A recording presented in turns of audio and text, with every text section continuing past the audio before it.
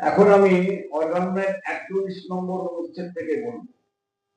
আমি জানি অর্গানন শুনতে পড়তে বহু বিরক্তি লাগে, নিগড় সাবজেক্ট, কিন্তু তবুও বলছি, কেননা অর্গাননের মর্মার্থ উপলব্ধি করতে না পারলে আমাদের চিকিৎসার বিষয়বস্তুটা বোঝা যায় না। আমি কি করব, আমার কি করা উচিত, এটা আমি জানতে পারবো না, বা কিভাবে করা উচিত।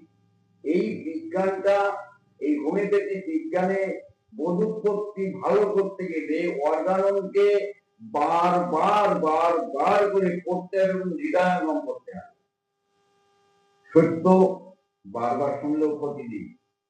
তাই আবার বলছি, এখন আমি 41 অর্গানন অনুচ্ছেদ থেকে বলি। দুইটি অসম লক্ষণ মিলিত রোগের একই শরীরে সমাবেশ দ্বারা রোগের জটিলতার বৃদ্ধি অপেক্ষা ন্যাচারাল, আমি একটা রোগে ভুগছি, ন্যাচারাল ভাবে প্রকৃতির আর একটা রোগ ডিসিমিলার আক্রমণ করলো, এতে আমার যে ক্ষতি হবে তার থেকে মারাত্মক এবং শত সহস্র গুণ বেশি ক্ষতি হয় কোথায়? ডিসিমিলার মেডিসিন দ্বারা ট্রিটমেন্ট হবে। অর্থাৎ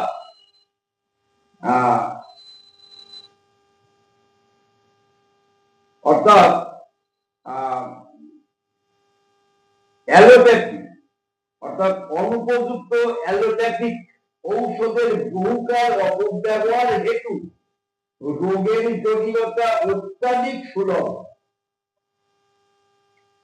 যদি প্রকৃতিতে আমরা একটা রোগে আমি ভুগছি, প্রকৃতির ন্যাচারাল দিক আর একটা আক্রমণ করলো, এখানে জটিলতা হলো, এমন ধরনের রোগী খুঁজে পাওয়া খুব কষ্ট। যদিও পাওয়া যায়, অ্যানিমাল ডিগ্রিতে যদিও পাওয়া যায়, কষ্ট।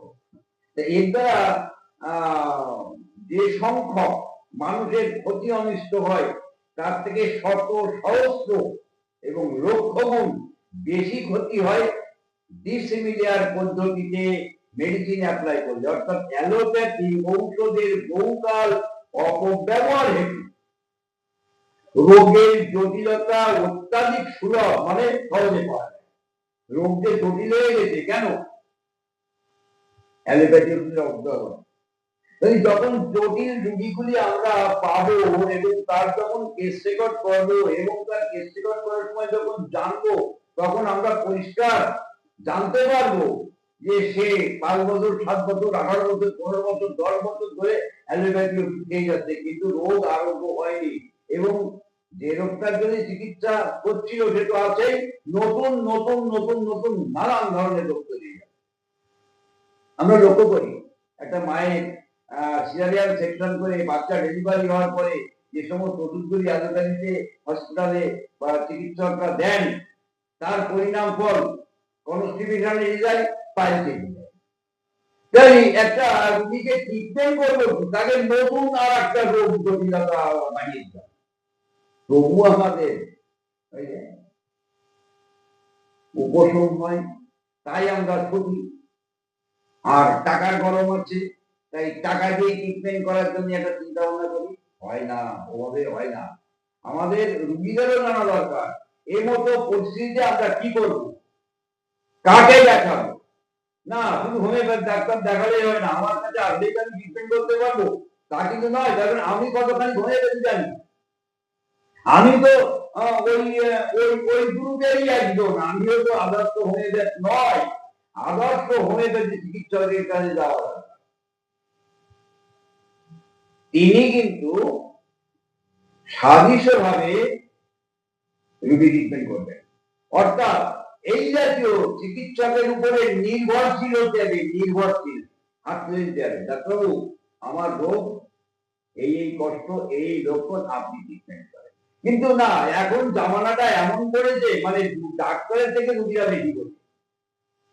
ট্রিটমেন্ট করা হচ্ছে, একটু উপশম হয়ে গেল আর এলো, তার মানে আর হয়ে গেল, বারবার হয়তো কয়েকদিনের মধ্যে উপকার হলো না, সে ধরেই নিল এই ডাক্তার আর পারবে না, মানে আমার থেকে রুগী আরো বেশি দেয়, আমাকে যাচাই করে ফেললো, পালিয়ে গেল।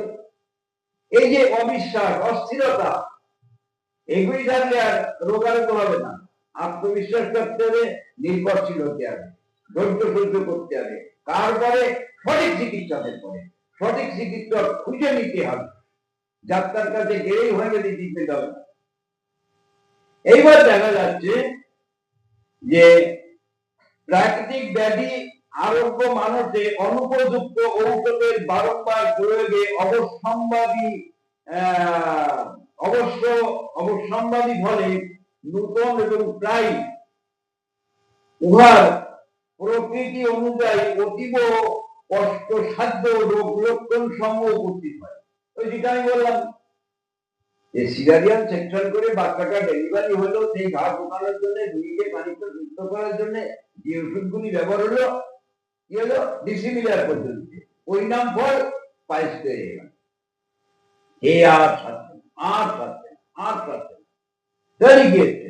একটা ট্রিটমেন্ট করতে গিয়ে আর একটা রোগের উদ্ভব হয়ে গেল। এই জিনিসটা আমাদের খেয়াল রাখতে হবে। এরা পরস্পর মিলিত হইয়া চিররোগটিকে তাহার অসম লক্ষণ হেতু সম লক্ষণ সাহায্যে আরোগ্য করিতে না পারিয়া তাহাতে একটি নূতন কৃত্রিম অসম লক্ষণযুক্ত স্থায়ী প্রাকৃতিক রোগ সংযোজিত করিয়া দেয়। সিমিলার পদ্ধতিতে তো ট্রিটমেন্ট হলো না, ডিসিমিলার পদ্ধতিতে ট্রিটমেন্ট এরকম হলে বা ওষুধের অপব্যবহার বা প্রচুর ব্যবহার হলে নতুন নতুন রোগের সৃষ্টি হবে, শরীরের উপযুক্ত স্থানে আশ্রয় গ্রহণ করে এবং এইভাবে আমি আগের নাম্বার সূত্রে বলেছি, এইভাবে ট্রিটমেন্ট হওয়ার পরে সেই অ্যান্টিবায়োটিক, পেনকিলিয়ার, আয়রন, ক্যালসিয়াম এগুলি খাওয়ার ফলে তার লিভার বড় হয়ে গেল, পোর্টাল ভেনের উপরে চাপ পড়লো, শরীরিক রক্তবরোধ হলো, হওয়ার ফলে অর্থ দেখা গেল। তাহলে সে কি অর্থ নিয়ে গিয়েছিল না যেমন থাকে, সে তো গিয়েছিল ডেলিভারি হবো আমি সুস্থ হয়ে যাবো, কিন্তু পেটটা কাটা হলো, সেই ঘা গুলি ঢুকাতে গিয়ে আমার অর্থ। এই জিনিসগুলি আমাদের খুব সুন্দর করে বুঝতে হবে।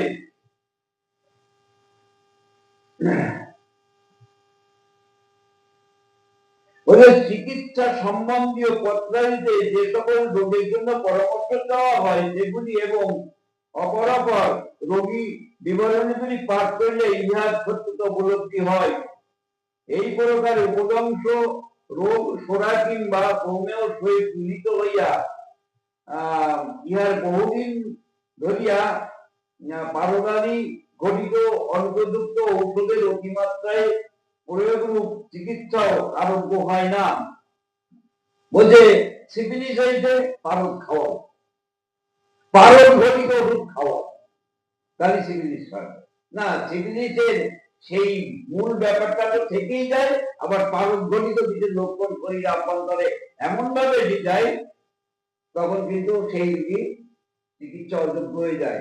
আমরা অনেক সময় মেডিকেল পড়তে গিয়ে দেখি পারদের অপব্যবহার জনিত রোগ, অরামেট, হিপারসালফার, ক্যালি, আয়োড, অনেক মেডিসিন গুলি আছে পারদের অপব্যবহার। অর্থাৎ সিফিলিস জাতীয় রোগগুলি ট্রিটমেন্ট করতে গিয়ে পারদ ঘটিত ওষুধের প্রচুর ব্যবহার হয়।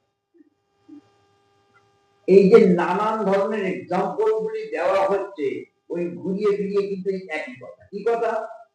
সাদৃশ্য বিধানে ট্রিটমেন্ট করতে হবে, বিসাদৃশ্য মতে নয়। বিসাদৃশ্য মতে ট্রিটমেন্ট করলে রোগ আরোগ্য হবে না, রোগ জটিল থেকে জটিল আকার ধারণ করবে এবং ওষুধজনিত রোগ লক্ষণগুলির জন্য তার কিছু অর্গান বেছে নেবে আর পূর্বের রোগের বেশ কিছু অর্গান বেছে নেবে। অর্থাৎ natural disease plus artificial disease দুটো মিলে এক হয়ে গেল। অর্থাৎ ওই রোগীটা অনারোগ্যকর অবস্থায় পৌঁছে যায়। যদিও আরোগ্য হয়, সেটা কিভাবে হয়? সঠিক চিকিৎসকের কাছে ধৈর্য ধরে যদি সময় অতিবাহিত করা যায় এবং চিকিৎসকের পরামর্শ এবং আদেশ মেনে চলা যায়, তবেই কিন্তু জীবনে রোগ থেকে মুক্তি পাওয়া যাবে। তা না হলে ওই বড়ি, ক্যাপসুল, ট্যাবলেট পকেটে করে ঘুরে বেড়াচ্ছে।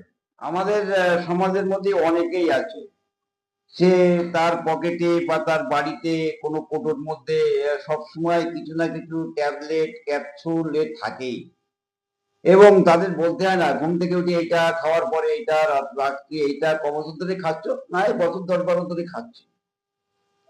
বা কেউ কেউ ওই গ্যাসের সিলিন্ডার নিয়ে ঘুরে বেড়ায়, আমি দেখেছি লক্ষ্য করে। সেগুলিও কত বছর ধরে চলছে, না অনেক বছর ধরে চলছে, আরোগ্য হয় না।